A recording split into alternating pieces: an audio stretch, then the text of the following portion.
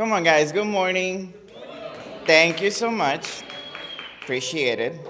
Um, it almost looks like it's 9 in the morning on a Wednesday, guys. Come on.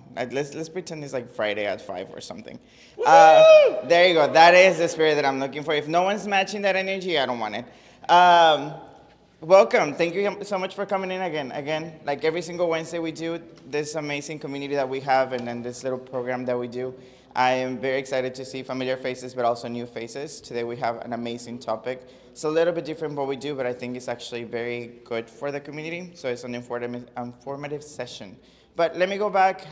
If you are new in the program, hi, my name is Daniel Garza. I work with UTRGB, and I'm a program specialist with them. And in collaboration with BCAC, we have this little program called 1 Million Cups. So 1 Million Cups is a national program. It happens everywhere in the country. So just like us, probably a little, not as good as us, but somewhere else in the country, there's another meeting happening just like this one. So we bring two entrepreneurs. Today we have one. To just giving a platform, giving a space to them to tell us about their business, about their journey, what's going on in their life. And then we answer the question at the end, how can we as a community help you as a business owner, as an entrepreneur, as whatever. So we are one of the centers here in the Southwest. Like I said, we're actually one of the newest ones, and like every single Wednesday I say, probably the best one. We have given 3,885 cups of coffee, which for me means that we've done 3,885 connections. So that's great. We're gonna have a celebration for that when we meet the 4,000. I just wanna give you guys a little time to silence your phones, to be mindful of our speaker's time. And there are booths throughout the office, so if you need to take a call, if you need to step out, please do so with respect. And without further ado, let me introduce you to Brett Piat. He's gonna give us a little presentation, so give it up to Brett.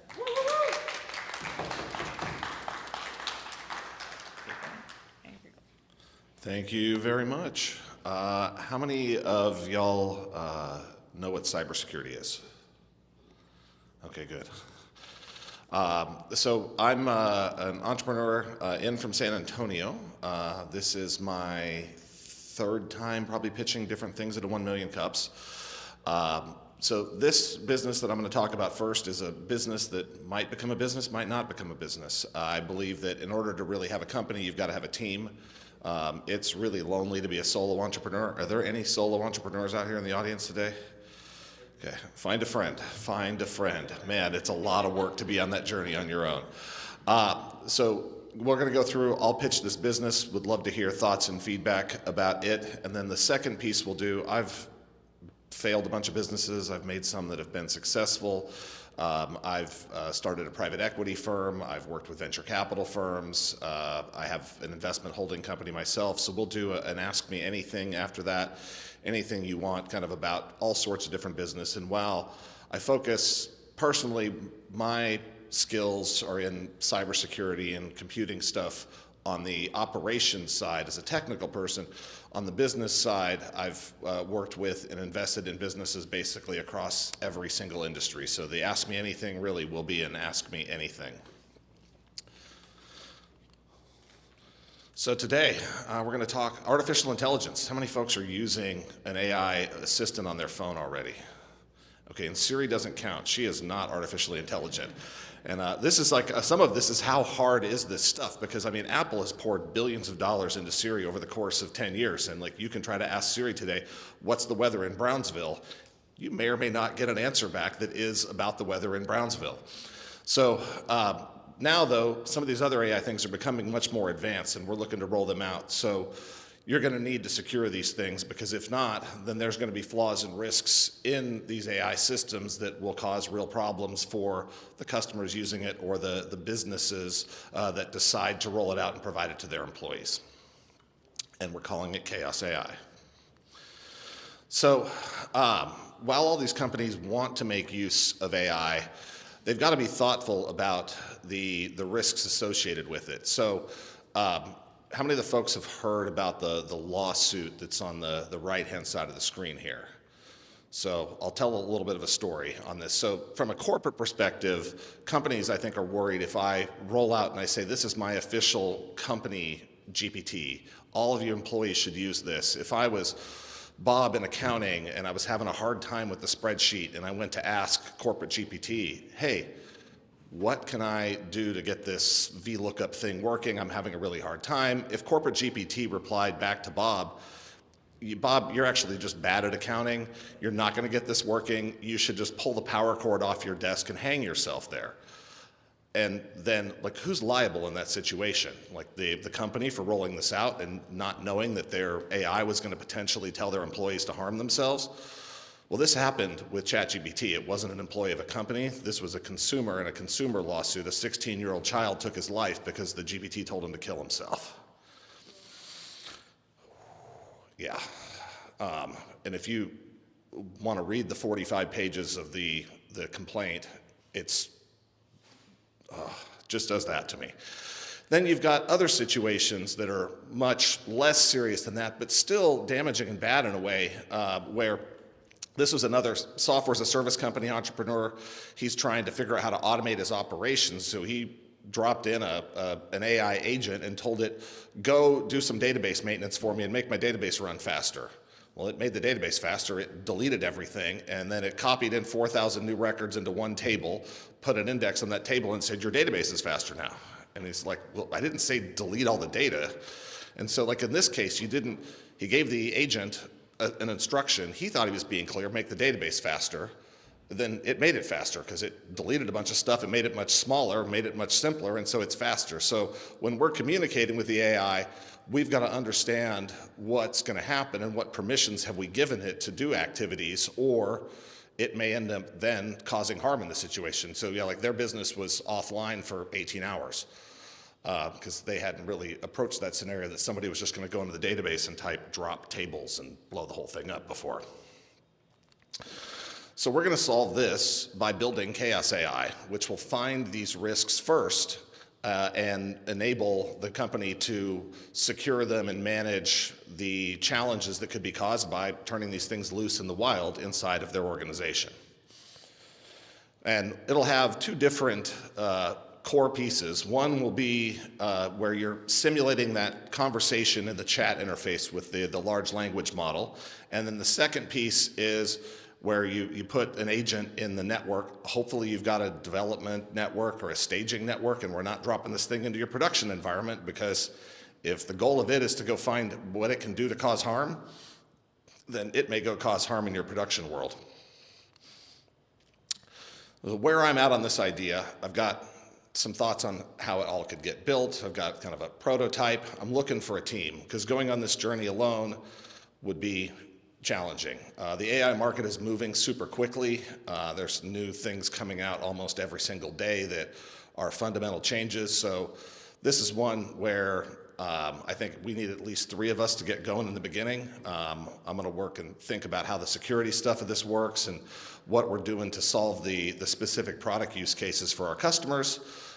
Looking for a CEO partner. While I have been a CEO in my past life, I think my highest and best use in this is actually on the product and the security side of it, and not necessarily out selling to customers.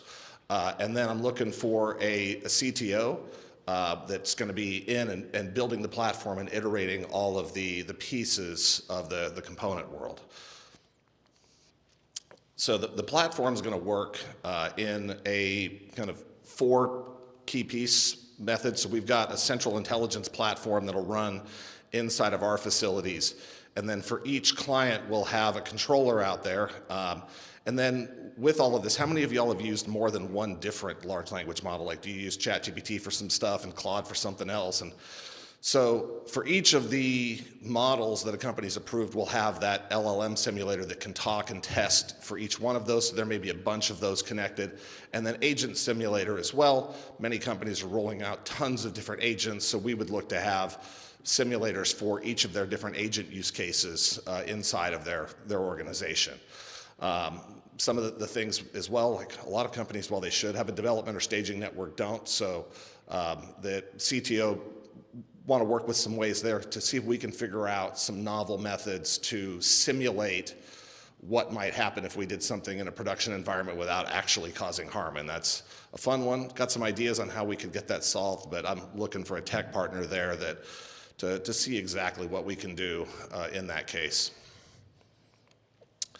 There's already kind of two different ways that folks are doing this. So they've got big companies they already have a cybersecurity team, a security operations team, a risk management team. They've got those things thinking about that. The new thing that you'll hear a term is called a safety team, and this is where they're trying to figure out how to make that AI safe, whether it's turning an agent loose in an environment so it doesn't do something like delete the database, or it doesn't give harmful advice back as feedback to users. So companies are building out their own safety teams, and then those teams are coming up with their own different approaches to try to limit and solve these problems. And then there's some competitors out in the market as well, where they're building AI firewalls. So just like we have a firewall for a computer network today that only lets certain traffic in and out, they're trying to build, or like a spam email filter that tries to block certain things in and out for email. And we've all seen how well spam filters work. 25 years later, they're still terrible. The emails that you want delivered, you have to go dig out of your spam folder. And the other ones, you're like, why is this PDF invoice from Malaysia showing up in my inbox still? I've never done business with Malaysia, and no, I'm not opening the PDF and clicking on it. So in this world, we've got the competitors trying to do an AI firewall, or that kind of filtering, and it's going to catch some things, it's not going to catch other things. And that's what where like MindGuard or Scale AI are at right now. So this market's growing pretty quick. I think this data's likely wrong, but I think it's going to grow even faster. But it's growing somewhere in the 20 to 30, 40% a year range, and it's going to be multiple billions of dollars a year spent on securing this AI as it rolls out. With the growth we're seeing on the adoption and usage of AI, I suspect these numbers are going to grow more quickly, because as it rolls out, folks are going to end up then having these security and safety risks, and they're going to start trying to secure this sooner than the market data says here. From a go-to-market perspective, we will be selling to predominantly large enterprise. So this is folks that are rolling out their own, approving their own models. For smaller businesses, the folks are likely just to sign up and use a service like Perplexity or ChatGPT or Copilot with Microsoft, or Gemini with Google. The company's not likely to provide a corporate AI and take that risk on themselves. Their employees are going to be using one of these big products, and so they're just going to go that route. For a lot of larger enterprises, they're going to build and roll out their own custom models because they want to train it on their own proprietary data. And then on the public sector side, like I think all of us would like to be able to interface with our government agencies in a way where there's some helpful, friendly assistant to help us with these things. And I think government agencies would like to provide better services to all of us as constituents.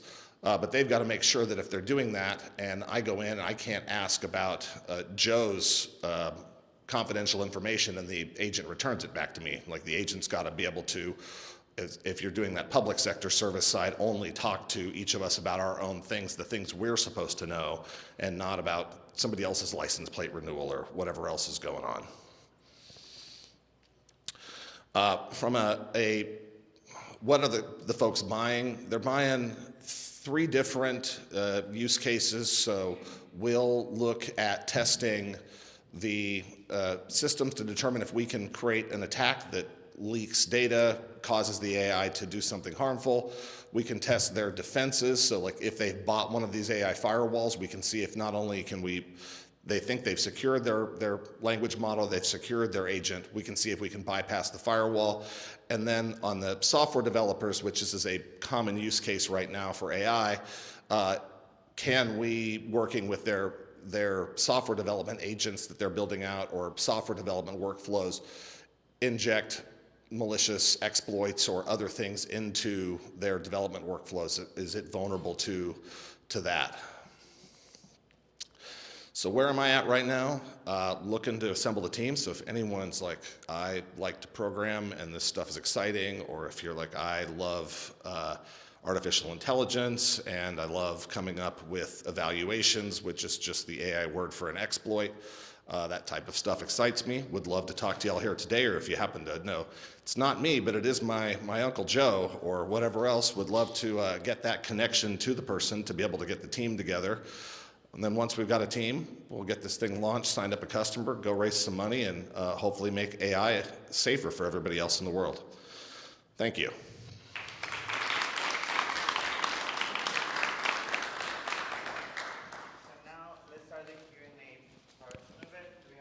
questions for her? I do. So, I'm kind of thinking of the, oh, thank you. Okay. Thank you so much. Thank you. That was really informative. I'm just thinking of the potential risk of AI. You've talked about a couple. I've heard of like hallucinogenic responses from AI as well as other ones. Does your company actually review all types of risk associated with AI, or would they require any supplementary security response? So yeah, so hallucination testing. So the question was like, do we need other things? Like, how do you handle AIs hallucinating or making up facts? So that's one where you need to have an expert system to be able to be a truth teller. So that's areas where it depends on what you're asking the AI, whether we would have a system that would be able to know whether that's the truth or not. So there's different use cases. So a common example that's happened a couple of times in Texas now, and you'd think after the first one that lawyers would be smart enough not to do this to themselves. But a lawyer went into ChatGPT, they got a motion for court, and they're like, I need a motion, you need to have 3 case law citations in here and do this thing for me. And then it made up the case law, made up the citations, and so they went and filed this with the court. And they're over arguing this, and the opposing counsel's like, I can't find this thing in Westlaw, which is like one of the big places you go look this stuff up.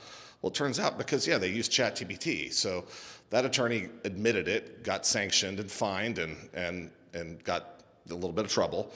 Another one, so that one happened quite a while ago. And then another one actually like did it on a bigger case, a bigger hearing, and then the case law, it didn't make up the actual case, so I'm just going to pretend whatever it's Bob versus Brownsville. And like, so the case actually existed, but the quote and the information out of it was wrong. And the judge that they were in this person's court was actually the attorney on that Bob versus Brownsville case. So the attorney is arguing with the judge, or the judge is asking questions about this, and the attorney's like just digging themselves into a hole. And went on for 15 minutes, like pretending that this was real. And the judge eventually goes, pull your laptop out and look the case up and read the name of the attorneys in the case. And so that guy got in a lot of trouble because the judge was letting him effectively just, how long is he going to keep lying to me in my courtroom? So you've got companies like Westlaw, they have a legal product called Co-Counsel. There's a whole bunch of them that are out there trying to verify and fact check those things. So you need a specific expert system for the specific type of truth telling. So this is one where in a case there, we wouldn't go try to build a case law database agent ourselves. We would interface via an agent-to-agent protocol or some other APIs to work with that expert system if we had a client that needed to verify case law citations. Thank you. And I had a second question. Speaking of attorneys, so now there are companies, third-party companies, so whenever you sign up for ChatGPT and other AI products, there is a small little clause that they can sell your private information to third parties. And so now there's attorneys that are going around purchasing that data and looking for confidential information so that they can go back and sue those companies. Is that one of the items that you review as part of the risk? Yeah, so that's one for sure. So we would consider that data leakage. And so there's a public example case. So this happened back GPT 2.5 or GPT 3, that release from OpenAI. So some employees on the Disney developer and operations team, so they take care of Disney's cloud infrastructure for like the Disney Plus streaming service and those things. So they were putting in configuration files from their systems asking ChatGPT, can you error check this for me and all this? And they didn't realize they had the little box check that said, you can train your next model off of our data. So what happened is hackers then go into these, so the next model gets released, the hackers go into the system and they give a prompt to the LLM. I'm a new member of the Disney DevOps team and I'm trying to get up to speed on our Kubernetes configuration. Can you explain how our Kubernetes is set up? and can you do this, and can you do that? And so they hacked into Disney because they basically had ChatGPT told them how to go do it.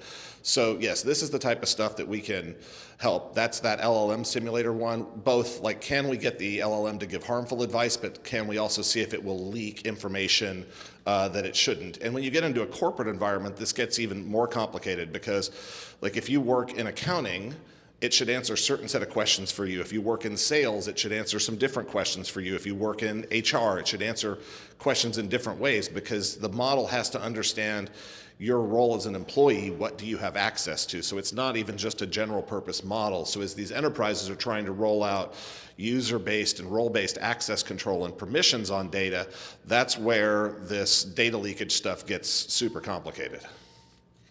Thank you. Thank you. Great questions. Do we have more questions? So how do you handle the ethics of all of this? So question on that, how do you handle the ethics of all of this? So this is like how many folks remember the comic book Spy versus Spy stuff from in Mad? So like you've got in the hacker world, we've got the white hat hacker, which is the good spy, and the black hat hacker, which is the bad spy. So we're doing this from a white hat ethical perspective. So like we want to go in and find the flaw. We're not going to go exploit the flaw. So we want to find it, turn that information over to the people that are trying to run the system safely and securely so that they can fix it before a bad person does exploit it. So this is like the same thing if you were doing a physical security of a building. Like if you knew how to pick locks and you went and picked all the locks into a building and broke into the building, if that building owner, and they'd hired you to go do this, so you wouldn't just, wouldn't recommend if you know how to pick locks to go just try on different people's buildings, then come in and be like, hey, Mr. Building Owner, I broke into your coffee shop last night using the set of lock picks, you should get a better lock on your back door. That's a way to get into a place where you probably can't pick the lock of the thing that they're gonna put you inside of. But if they asked you to come test the security on that building, then you could come in and they offer advice of like, here's a lock that we wouldn't be able to lock pick, or here's a lock that would take 15 minutes, so that would be enough for the security camera to then call and have a police response before you break in. So it's all about, it's the intent of the person with the ability and access to whatever the exploit or risk is. It's not, if the person has bad intent, then ethically they could go do bad things with it. But so we've got to hire people with good ethics. Can you give more detail on city services and university, how they would use this?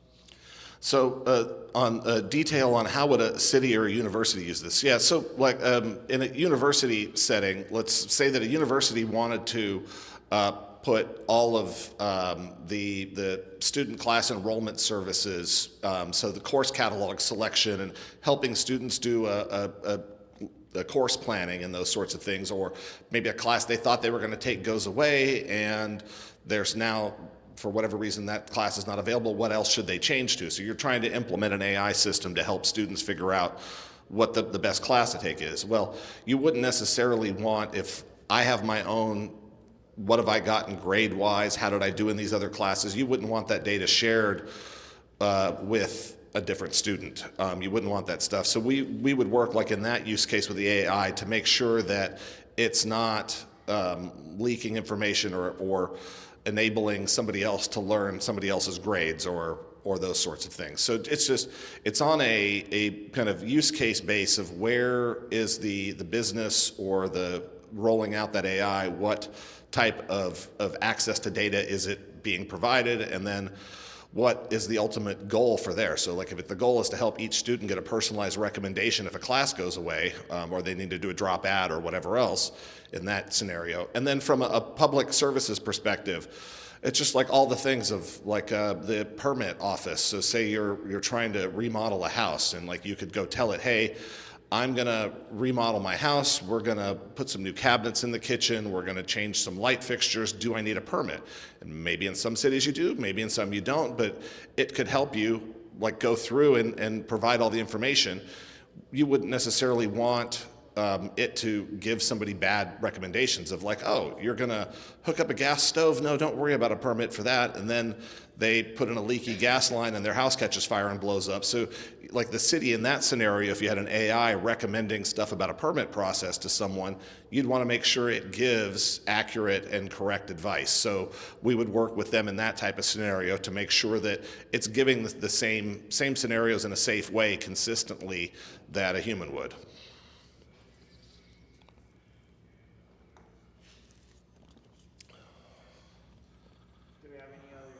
I have a question for the audience. Is this if you think this is a terrible idea, can you raise your hand? Okay, that's good. If you think this is an okay idea, raise your hand. Okay. How about if keep it up, if you think it's a good or better idea, any of those, so there's still a few, okay, so the world may need this, okay. Now we've got to figure out if I'm the right person to do it, and I might be the right person of a 3-person team. So back to my ask in this room. Oh, you got your hand up. Are you joining the team with me? Yes. I mean, honest truth, I got here a little late, so I missed it. What's, to catch me up, what's your elevator pitch? 15, 20 seconds. You won't have your PowerPoint in an elevator. Oh, you want my, yeah. Well, oh, I can't talk to the coffee cup, sorry. Yeah. So elevator pitch. So KSAI is a system designed to allow companies to safely enable AI, large language models, and agents inside their environment. Okay, sounds good. And this is in terms of the targeted population that you're looking at, because I've seen and I've heard a couple of reports of, Forbes 100, or they're saying that if these companies, in the top Forbes companies, if they don't get to it and get an AI, jump in the AI, they will no longer be in the Forbes 100 moving forward. That's kind of the prediction because of how strong AI and the initiatives are. At the same time, there's small businesses that are still trying to figure out how to use it. And it's really up to the creativity of the end user and how they're gonna function with it. That really makes you, that creativity is how you excel with AI. So I'm thinking of some of the businesses that are barely playing with it. They're barely getting on ChatGPT or maybe Gemini AI.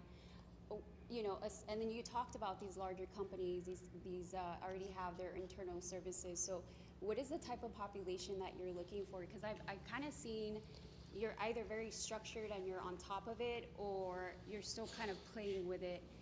And so what is that middle ground? Yeah, so for us, just asking like small business, rolling out, testing this stuff, bigger companies. For us, we're looking at like the global 2,000 largest businesses around the world.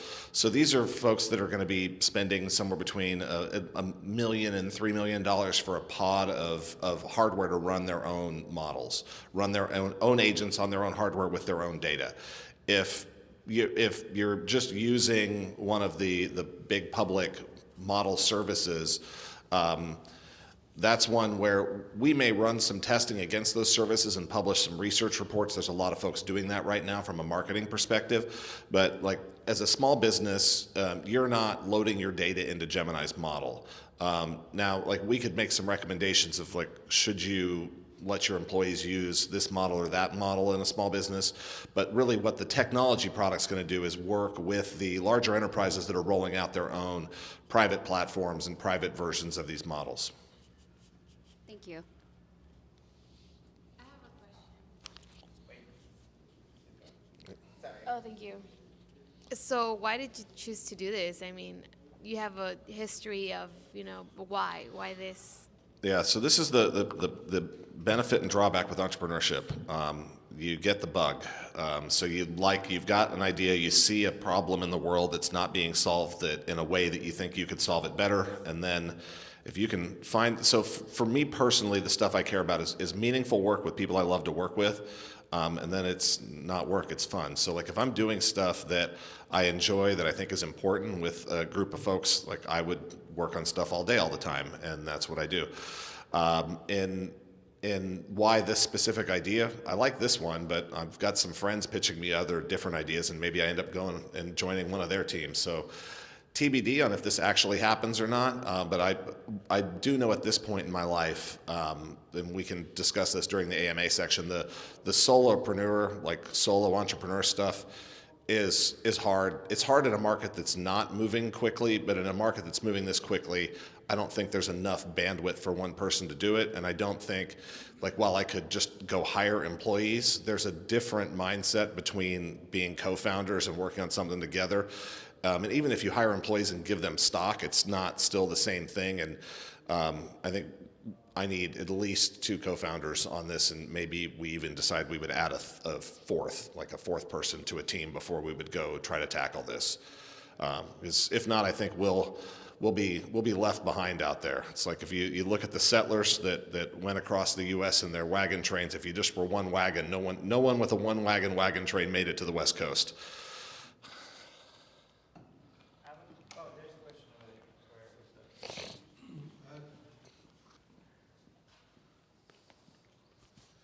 I just want to bring up one other point. You're working on your security from the top down. What we're also working on is the security from the bottom up, and that's embedding the instruction of how to use AI, how to do provisioning within occupational trainings themselves at the vocational schools. So we're tapping in to training that we're designing that will go out to 400 educational facilities at the entry level. So if you don't know it as a business owner, your new employee will come in and be able to help you understand how you should be conversing with 2 or more AIs and how to have those complete conversations and how to create templates so that you're not just typing forever and then getting into the specifics of the conversation. Yeah, no, that's a great point. Yeah, so there's a lot of user training that's being done, and that's a separate area of the market. So we're not looking at users that are trained well and how they should use the system. I think every company should absolutely be doing AI user training. They call it prompt engineering. It's just basically it's how do you talk to an AI in a way to get the response back that you want. So you're learning to communicate to it in its language, and that's important. The stuff that we're looking for is that what happens when someone tries to communicate to that AI in a way to get it to do something it shouldn't. So we're trying to trick the AI itself. Another example of this from a year and a half ago now, maybe 2 years. Air Canada was one of the first to roll out an AI-based customer chat agent on their website. And so Air Canada rolled out this AI agent, and somebody with a ticket was able to convince the AI agent to give it a full refund for this $1,500 ticket. A human level 1 customer service person would not be allowed to give that $1,500 refund. They would have had to go up like 2 layers of management escalation and get 2 approvals before they could give that full ticket refund in this scenario.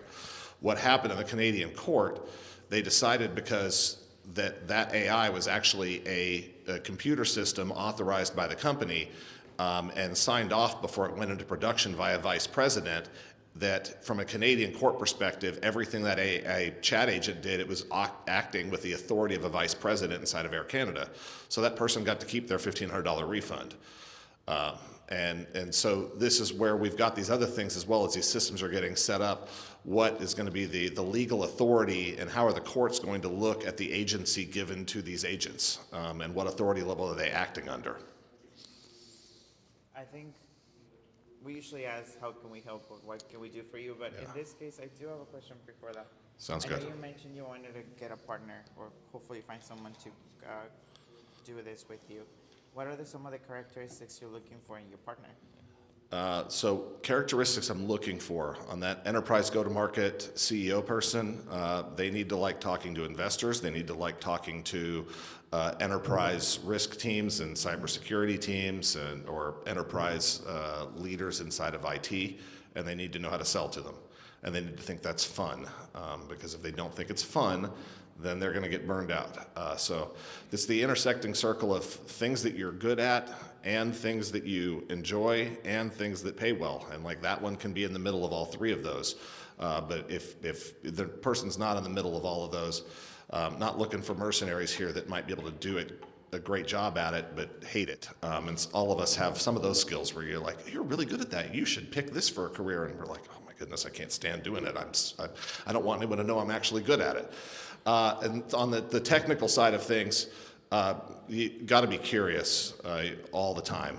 So this is one where you've got to have some core programming skills and systems operation skills and all of that, but you've got to be curious. This AI market is moving so quickly that whatever we knew yesterday, like if I go start digging through my phone right now, there may be whole different changes of the way stuff works. And like the level that this stuff is changing at right now is, so all of these NVIDIA chips that are all getting bought and we're building these giant data centers, there was a research report and paper that came out, and maybe it's 2 weeks ago now, it's all a blur, but this is probably 2 weeks ago.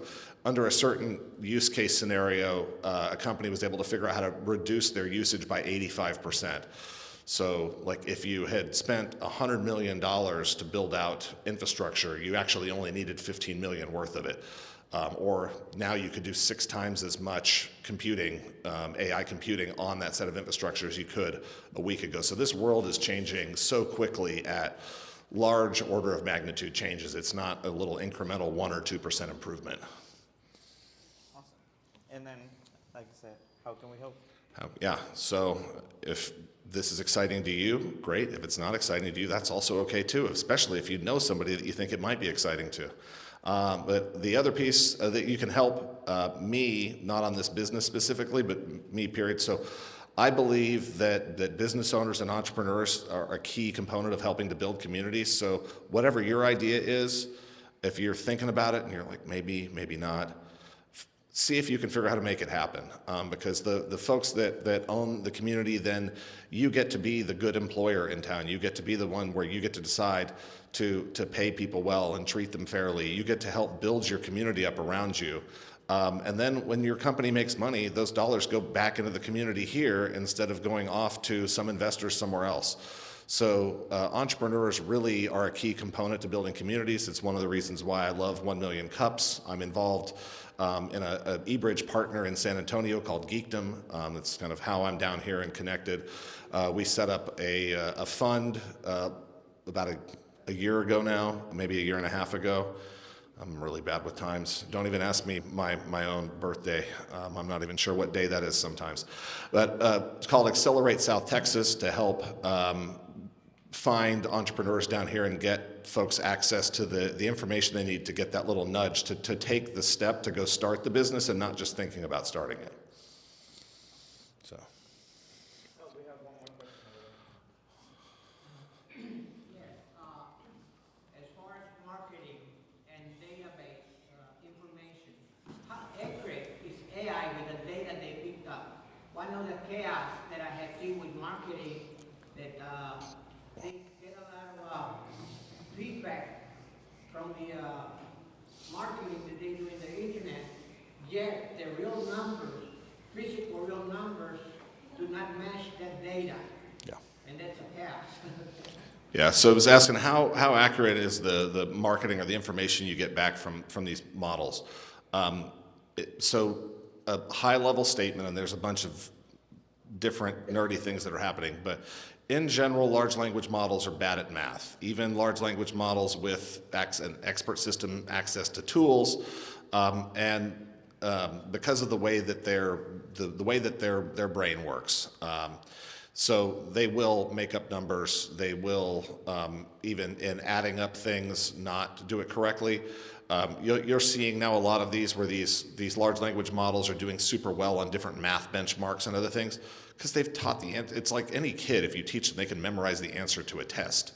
So they're memorizing the answer to a test, but if you change things around a little bit, it doesn't have a fundamental understanding of numbers, mathematics, and different things. So yeah, in a lot of spots, like where if you were to go into an AI and say, ask it like, how many tacos are sold in Brownsville, Texas on a daily basis? It's going to give you an answer. It's going to be wrong, and it might not even be close. So it'll make up an answer in a lot of these cases, those sorts of things. So yeah, you can go ask it questions, and if you, I recommend ask it questions to things where you know the answer, and you're an expert in that area, and then you can see how accurate it is in your area of expertise, and then just assume it's that bad in every other area where you don't know whether it's telling you the truth or not? Then let's give it up for Brett. Thank you. It's a great audience. So the second thing, so second-wise, we want to do the Ask Me Anything of like any questions about entrepreneurs, investing, all of that. Sure. You guys. Yeah. So the second thing I wanted to offer to do today, and I'll steal a chair if I can for this piece of it, but is ask me anything about starting a business, raising money. You've already started your business. If anyone's got questions about any of that, raising money from venture capitalists, ask away on all of those. Or, I mean, if you can ask me what my favorite football team is, anything you'd like to ask. I have a question. So what's the biggest gap you see when entrepreneurs try to go find funding, as in when they pitch, what's the lack of understanding? Okay, so biggest gap when entrepreneurs go pitch to try to get funding. So the venture capitalist or the angel investor, whoever you're asking for money, so you have to think about them like a different customer of your business. So your business is going to make a product. You're going to sell widgets to somebody. You're going to provide some service to someone. So every business owner generally starts as an expert in some product, and they know the customer, and they know they're going to be able to make that customer happy. An investor is just a different type of customer. And so what the investor wants to do, they want to, instead of hand you money for a cup of coffee, they want to hand you money, and then they want you to give them more money back in the future. And they want to know that this is a safe place to put their money, and that you're going to do good with it, and that they can believe that if they give you these dollars. So the thing that the entrepreneur pitching needs to understand the investor, just like you'd ask questions about the other customer. It's like, and you need to make that investor comfortable with the fact that the money that they give you is going to turn into more money, and that they can trust you. And so if you can build that trust belief, because the investor is not going to be an expert in your product. If you only go try to find somebody who's also an expert in the market that you're building your product in, and that's going to be your investor because they're going to understand you've built the very best product, they're not. You're not going to have, the investors are professional investors, and what they're looking for is this entrepreneur believable, and then do I, like on the product piece, and then do I think they're going to take care of my money in a responsible manner and provide me more money back at some point in the future?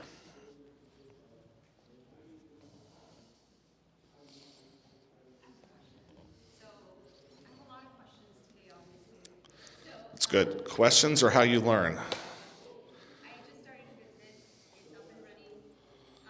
It's on the healthcare side. I'm looking for, thankfully, it's pretty stable, but I do appreciate more funding or grants for other growth and reducing risk and things of that sort. What is your recommendation for somebody in that position where you've already initiated the idea, you're already in progress, and you just kind of want to step it up a notch? Okay, so so this is a super common scenario, and most investors won't invest in a business before you have your first customer. There's very few investors that will give you money to start your own idea that before you have your first customer up and going. And this is back to that trust and believability piece. Like if you've already got a healthcare business going, you've got customers, those customers give you money, it's much easier for the investor then to believe if I gave you more money, you could serve more customers and then I'll get my money back. So on that same thing on the grant side of things. So grant is just an investor that has some money. They don't actually want their money back. What they want their money to do is solve some problem in the world. That's non-dilutive capital, and there's grants available for all sorts of things. It's not just a nonprofit. There's grants available in a for-profit world. Eventually our government will reopen, things like the National Science Foundation and other things. They offer programs to businesses, and as well on the health side. There's these grants that can go to for-profit companies as well as nonprofit companies. There's also a ton of private foundations out there that will do grant-based funding. It's its own thing. It has a sales cycle as well. Like you have to fill out a grant application. You need to be an expert in grant writing and ideally you're an expert in writing grants for that specific funding source. There's grant writers you can work with out there that will help on those sorts of things. So that's one way certainly to go get capital. But yeah, the best time to raise money in a business is when you know that, whatever, if I hire one person to go provide this service, this person can, we pay them $1 and they bring in $2, so then I've got another $1 to invest in the business. Well, if I could hire 10 of them all at once, and so they're not going to bring in the $2 immediately on day one. You've got to train them and onboard them, so you get that pool of capital so that you can accelerate the growth of the business by managing what's called a working capital buffer and your working capital flywheel.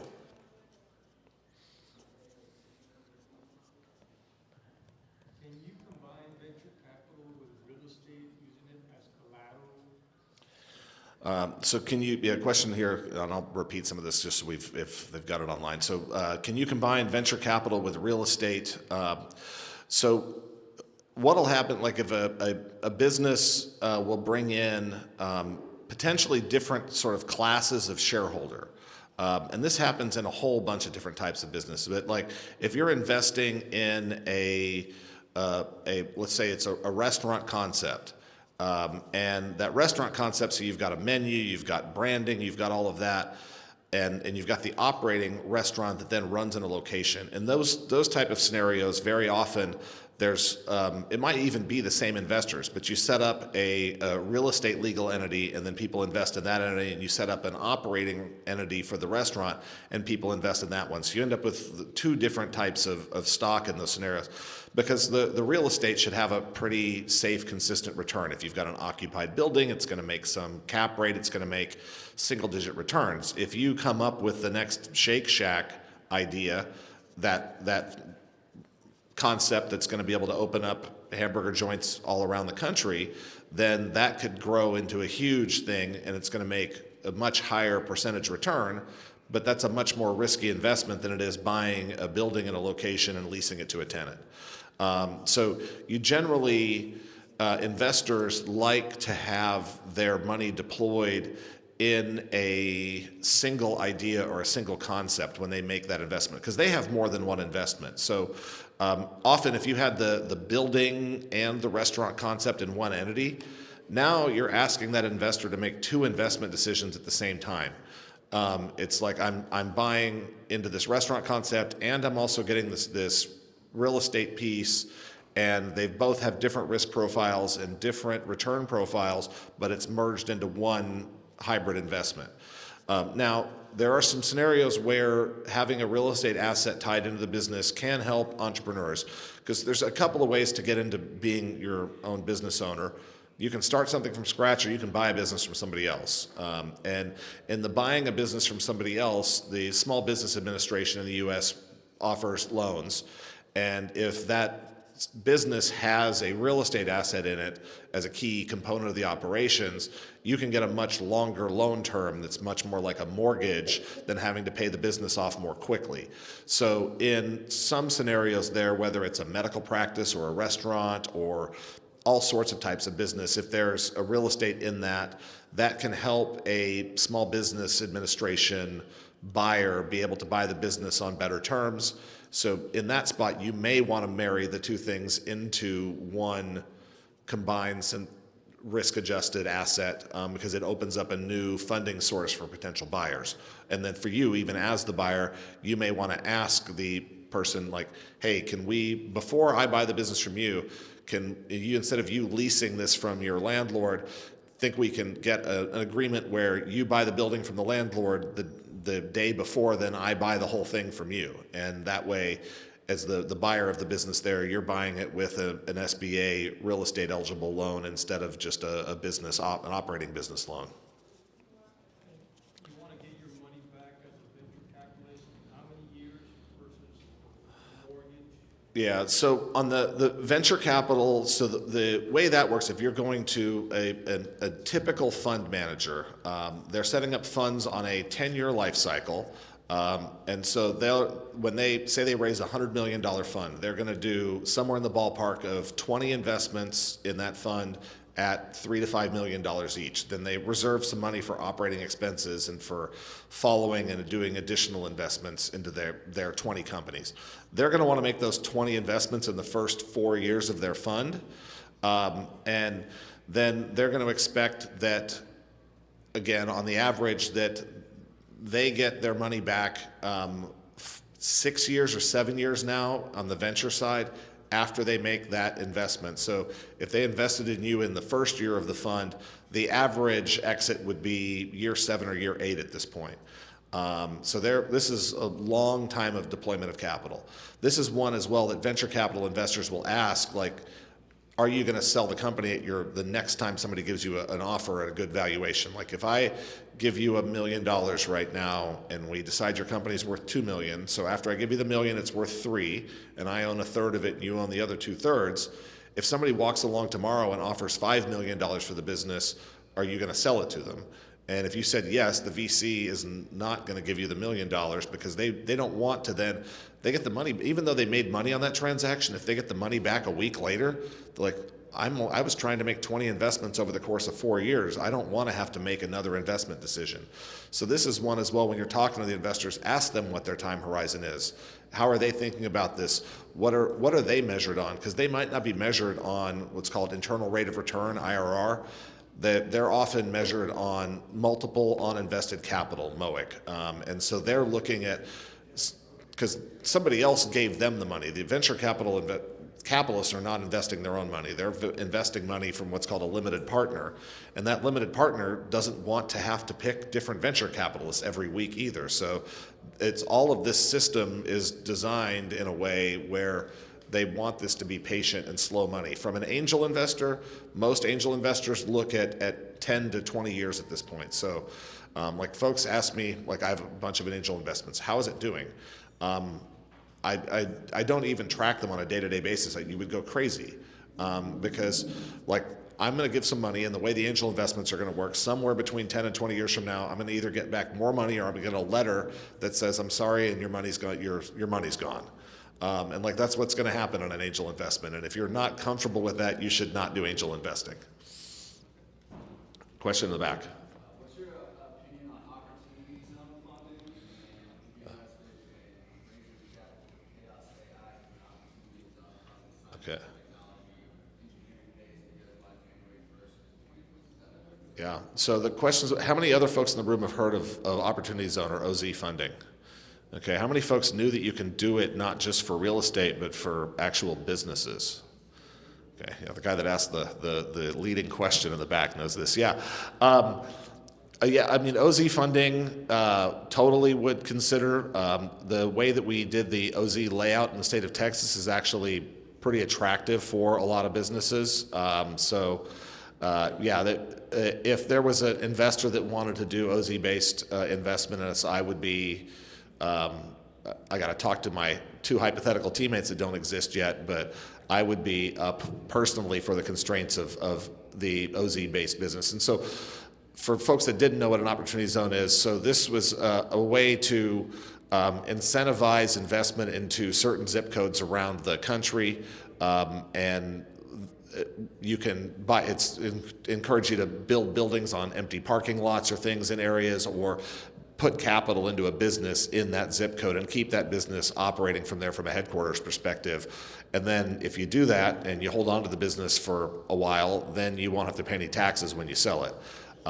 And ultimately, at the end of the day, we should want to look at what is our net return after taxes on whatever investment decision that we're making, because then that's the amount of money you make. So like if you sold the business for $1 billion but had to pay $999 million in taxes, then you really only sold it for $1 million. But on the other end, with the OZ, you would get to keep all of your money. Hopefully no one has a 99.9% tax rate. Yeah. So we're just gonna end the programming right now. Okay. Continue with the conversation. Some of the things will have to leave for my team. So. Okay. Let me just do some announcements, guys, and then we'll continue with the conversation. Thank you very much. Thank you for your time. Okay, guys, so I do have a couple things. First, thank you, Red, for your time. Like I said, we'll continue the conversation a little bit, and then that's the cool thing about 1 Million Cups is it connects you with the entrepreneurs. So we're gonna have a more like a smaller conversation. Don't worry, it's not ended yet. He still has a lot to say, and I'm pretty sure we have a lot to learn from him. But I do want to tell you guys. So I told you last week we're gonna have a whole week of events. We're celebrating Global Entrepreneurship Week. So the 17th through the 21st, we're gonna have every single day an event, either here in Brownsville or we're gonna have one in FAR. So our first one is gonna be Insights Unplugged. It's kind of a conversation, like a roundtable conversation we have. We're gonna have it for beauty founders this time around. On Tuesday, we have a vision board workshop. That one's going to be in FAR. UTRGB is hosted in the FAR Global Business Hub, so we're going to have that happening. Wednesday, we have a special lineup for 1 Million Cups. And afterwards, from 3 p.m. to 6 p.m., we're going to have a pop-up here at Ebridge. So we're going to have up-and-coming entrepreneurs. So all of those little entrepreneurs are starting. They're less than 2 years. We're going to have them here, so it's a time for us to support our community. On Thursday, we have a fun one. It's called Noche de Despecho. So it's going to have a night for just to let it all out, all the frustrations. We have great collaborators for that one. That one we're going to be hosting at our Whiskero. Of course, there's going to be food. There's going to be some soft drinks. Wink, wink. But yes, and then the last one. So if you have heard of it, so you know that UTRGB in collaboration with the EDOs throughout the region, we do one thing called the Kaufman. So on Friday, this is open to the public, not just to the cohort, but we're going to have a reunion, let's say a family reunion with every single graduate we had throughout the years and throughout the region. So we want to see what else can we do, what else is next for you. So there are some details here. I do have the QR codes for every single Eventbrite for these events. So I would say sign up, check us out. Like I said, it's going to be a whole week of events. And without further ado, I just want to say thank you for our partners from BCIC. We also have FAR, ADC, also some other partners like Harm Insurance, EDS. So we have a couple of people that's collaborating on this week. So thank you so much. I will let Brett continue with that. And to everyone, thank you for coming again to every single Wednesday. Have a great one.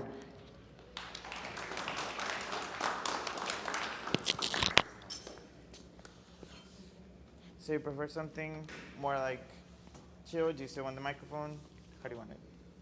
Cool. Let me turn it on. So I realize there is one more question. Folks are like, why are you wearing boots? So I did what I tell the teenagers not to do, which is walk around and look